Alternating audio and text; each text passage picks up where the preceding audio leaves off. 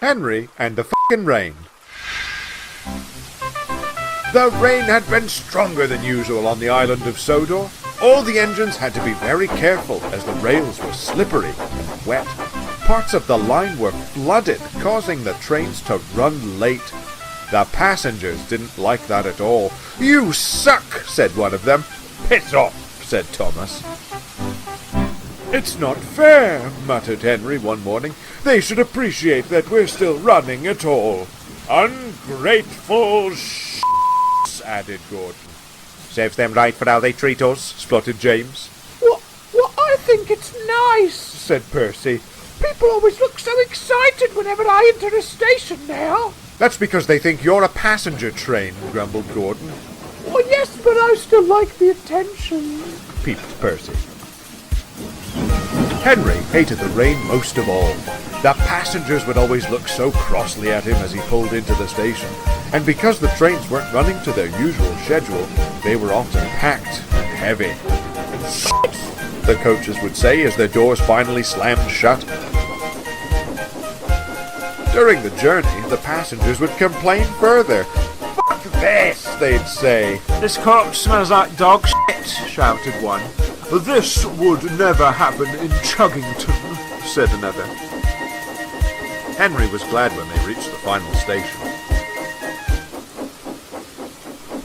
On his way back, Henry thought he could teach the passengers a lesson.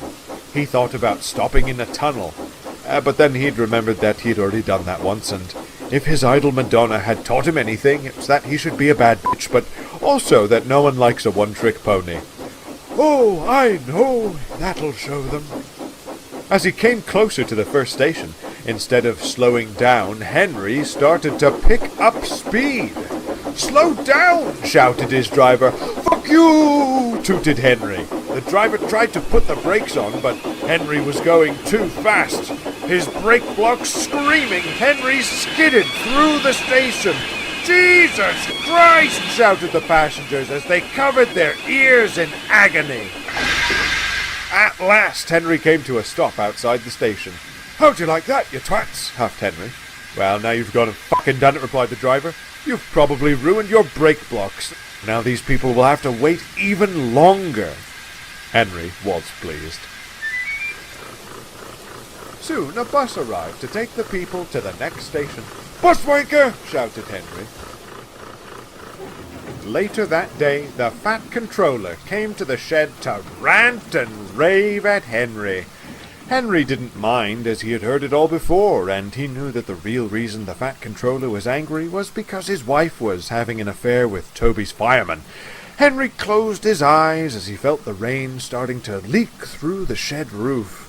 He was soon fast asleep, knowing that while he was sure to be punished for his actions at a later time, at least now he had some nice passenger-free days at the works to look forward to.